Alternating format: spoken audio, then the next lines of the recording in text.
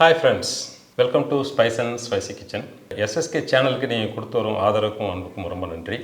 இன்றைக்கி நாம் ஆனியன் பக்கோடா செய்ய போகிறோம். இந்த ஆனியன் பக்கோடா எப்படி செய்ய போகிறோங்கிறத பார்ப்போம். இன்றைக்கி நம்ம சேனலில் ஆனியன் பக்கோடா செய்ய போகிறோம். ஆனியன் பக்கோடா செய்கிறதுக்கு என்னென்ன பொருள் தேவைப்படுதுன்னு பார்ப்போம் வாங்க. பெரிய வெங்காயம் 1/4 கிலோ நீல வாக்கில் கட் பண்ணி வச்சுக்கணும். கடல மாவு 1/4 கிலோ, எண்ணெய் தேவையான அளவுக்கு யூஸ் பண்ணிக்கலாம். இஞ்சி பூண்டு பேஸ்ட்டு, பெருஞ்சீரகம், கருவேப்பிலை, பெருங்காயத்தூள், பச்சை மிளகா, மல்லி இலை, புதினா இலை, உப்பு தேவைக்கேற்ப எடுத்து சேர்த்துக்கலாம். இப்போ ஆனியன் பக்கோடா எப்படி செய்ய போகிறது பார்க்கலாம். அது மாவெல்லாம் மிக்ஸ் பண்ணுறதுக்கு கொஞ்சம் டைம் இருக்கும். அதுக்கு முன்னாடி நம்ம வானில் எண்ணெய் ஊற்றி கொஞ்சம் சூடு பண்ணிக்கலாம். எண்ணெய் சூடாகிட்டுருக்கு. இப்போ இதெல்லாம் மிக்ஸ் பண்ணலாம். முதல்ல எப்படி மிக்ஸ் பண்ணலான்னு சொல்கிறேன். பச்சை எண்ணெய் ஒரு 2 டீஸ்பூன் விட்டுக்கோங்க. உப்பு தேவைக்கேற்ப, இஞ்சி பூண்டு பேஸ்ட்டு, பெருஞ்சீரகம், கருவேப்பிலை, மல்லி இலை, புதினா இலை, பச்சை மிளகாய், பெருங்காயத்தூள் எல்லாம் சேர்த்து மிக்ஸ் பண்ணணும்.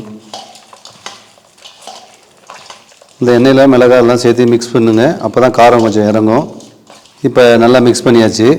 இப்போ வெங்காயத்தை சேர்த்திப்போம். வெங்காயம் சேர்த்து நல்லா பிசையணும். இதில் இருக்கிற மசாலாம் இதில் ஆட் ஆகணும். தண்ணி சேர்த்தக்கூடாது. நல்லா மிக்ஸ் ஆகிடுச்சு. இப்போ எண்ணெய் காய்ச்சிச்சான்னு பார்ப்போம். எண்ணெய் காஞ்சிருச்சு.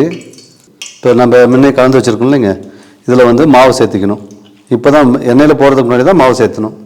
ஃபுல்லாக போட்டு பிசையக்கூடாது. கொஞ்சம் கொஞ்சமாக ட்ரையாக தான் பண்ணணும்.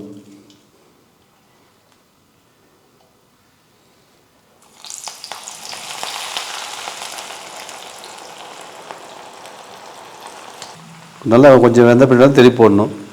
போட்ட உடனே திருப்பினீங்கன்னா நல்லா உழைஞ்சிரும். அதாவது அந்த பப்புள்ஸ் ஸ்டாப் ஆனாலே பக்கம் வெந்துருச்சுன்னு அர்த்தம். இப்போ ஒரு பக்கம் வெந்துருச்சு, அது திருப்பி போடலாம். இப்போ வெந்துருச்சுன்னு பார்ப்போம். வெந்துருச்சு. இந்த நிறம் வரும்போது எடுத்துடணும் வெந்துருச்சுன்னு. நல்ல ப்ரௌனிஷாக வரணும். ஆமாம். இந்த ஹீட்லேயே இன்னும் கொஞ்சம் கலர் சேஞ்ச் ஆகும். அதாவது இப்போ எடுத்து போடுறாரு இல்லையா, போட்டதுக்கு அப்புறமா அது வெந்துட்டு இருக்கும். ஸோ அதனால் கொஞ்சம் ஏர்லியராக எடுத்துட்டிங்கன்னு சொன்னால் அவங்க கரெக்டாக அந்த ப்ரௌனிஷ் கலர் கண்டு மீதி இருக்கிறதும் பொரிச்சு எடுத்துக்கலாம். இந்த வெங்காய பக்கோடா ரெடி ஆகிட்டு இருக்கு. வெங்காயம் எல்லாருக்கும் தெரிஞ்ச ஐட்டம் தான். சமையலில் எஸ்பெஷலி இந்தியன் குக்கிங்கில் வெங்காயம் இல்லாமல் எந்த சமையலுமே இருக்காது. ஸோ வெங்காயம் ரொம்ப முக்கியமான ஐட்டம். இந்த வெங்காயத்தை வெட்டும்போது கொஞ்சம் கண்ணில் தண்ணி வரும். இது எதனால் இருந்துச்சோம்னா, இதில் இதுக்குள்ளே உள்ள ஒரு sulfur-containing காம்பவுண்ட். அதை கட் பண்ணும்போது அது எவாப்ரேட் ஆகிறதுனால அந்த வேப்பர்ஸ்னால உங்களுக்கு வந்து கண் எரிச்சல் வரும். இதை நீங்கள் எப்படி அவாய்ட் பண்ணலான்னு சொன்னால், ஒன்று இந்த வெங்காயத்தை தோலை உரிச்சிட்டு ஃப்ரிட்ஜில் வச்சுருங்க. அல்லது ஃப்ரிட்ஜ் இல்லாதவங்க கொஞ்சம் தண்ணியில் போட்டு வச்சுட்டு அதுக்கப்புறம் எடுத்து கட் பண்ணிங்கனாலும் உங்களுக்கு கண்ணில் தண்ணி வராது. அது மாதிரி பார்த்துக்கலாம். அது போக வெங்காயத்தை பற்றி அதனுடைய ஹெல்த் பெனிஃபிட்ஸ் அல்லது மெடிசினல் பெனிஃபிட்ஸ்னு சொல்லி பேச ஆரம்பித்தோம்னா நாள் பூரா பேசிகிட்டு இருக்கலாம். அவ்வளோ ஐட்டம் இருக்குது. ஆனியனில் வந்து உங்களுக்கு anti bacterial, anti accident, anti microbial, anti cancer அப்படின்னு ஏகப்பட்ட ஹெல்த் பெனிஃபிட்ஸ் இருக்குது. ஸோ இதில் உள்ள ஒரு கெமிக்கல் வந்து Quercetin ஒரு கெமிக்கல் இருக்குது. ஸோ இந்த கெமிக்கல் தான் உங்களுக்கு எல்லா விதத்துலையும் யூஸ் ஆகும். உதாரணத்துக்கு ஆன்டி கேன்சர் ஆக்டிவிட்டியாக இருக்கட்டும், ஆன்டி ஆக்சிடென்ட் ஆக்டிவிட்டியாக இருக்கட்டும், இந்த Quercetin வந்து அதுக்கு ரொம்ப யூஸ்ஃபுல்லாக இருக்குது. இந்த ஆனியன் சாப்பிட்றதுனால டயபிட்டிஸுக்கு கண்ட்ரோல் கொண்டு வரலாம். அதாவது இந்த Quercetinங்கிற காம்பவுண்ட் வந்து பில்ஸாக கொடுத்தாலுமே, இந்த ஆனியன் சாப்பிட்டாலுமே இப்போ வந்து இந்த ஃபாஸ்டிங் சுகர் ரொம்ப கம்மியாக இருக்குது. ஸோ இதனால் என்ன சொல்ல வராங்கன்னு சொன்னால், இந்த ஆனியன் சாப்பிட்டிங்கன்னா உங்களுக்கு வந்து டயபிட்டிஸ்க்கு ரொம்ப ஹெல்ப்ஃபுல்லாக இருக்கும். ஸோ ஆனியன் வந்து இந்த ரெஸ்பிரேட்டரி ஹெல்த், இந்த ப்ராங்கைட்டிஸ்லாம் இருக்குது இல்லையா, ஸோ அந்த மாதிரி இதுக்கும் ஹெல்ப் பண்ணுது. டைஜஷனுக்கும் யூஸ் ஆகுது. கோலோரெக்டல் கேன்சருக்கு வந்து இந்த Quercetin ட்ரையல்லாம் போயிட்டுருக்கு. இன்னும் அது மெடிசனாக வெளியே வரல.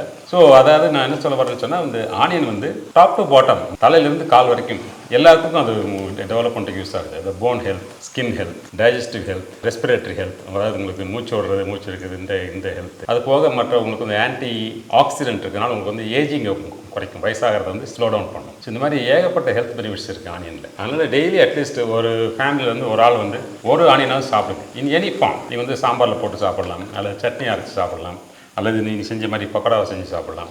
ஏதோ ஒரு வகையில் ஆனியனை டெய்லி எடுத்துக்கங்க, உடம்புக்கு ரொம்ப நல்லது. சூடான சுவையான மொறுமொறுன்னு ஆனியன் பக்கோடா ரெடி. டேஸ்ட் பண்ணி பார்க்கலாம் வாங்க. உண்மையிலே நல்லா மொறுமொறுப்பாக தான் இருக்குது. நல்லா டேஸ்டியாக இருக்குது. இந்த சுவையான மொறுமொறுப்பான ஆனியன் பக்கோடா எப்படி செய்யறதுன்னு ஒரு ரீகேப் பார்த்து ஆனியன் பக்கோடாக்கு என்ன பண்ணுறாங்கன்னு சொன்னால் இந்த முதல்ல 2 ஸ்பூன் எண்ணெய் ஊற்றிட்டு அதில் வந்து சீரகம், உப்பு, பச்சை மிளகாய், கொத்தமல்லி, புதினா, கருவேப்பிலை எல்லாத்தையும் போட்டு நல்லா பிசைச்சிக்கிறாங்க. ஸோ நல்லா பிசைறது என்ன ஆகுதுன்னு சொன்னால் இதனுடைய ஃப்ளேவர்ஸ் உள்ளே இறங்கும். அதாவது உங்களுக்கு புதினாவோட ஃப்ளேவர்ஸும் கொத்தமல்லியோட ஃப்ளேவர்ஸும் உள்ளே இறங்கும். அதே மாதிரி பச்சை மிளகாயோட காரமும் அந்த எண்ணெய்க்குள்ளே இறங்கும். ஸோ எண்ணெய்க்கு இறங்கினதுக்கப்புறம் அதுக்கப்புறம் வெங்காயத்தை அதில் போட்டு மறுபடியும் பிசைகிறாங்க.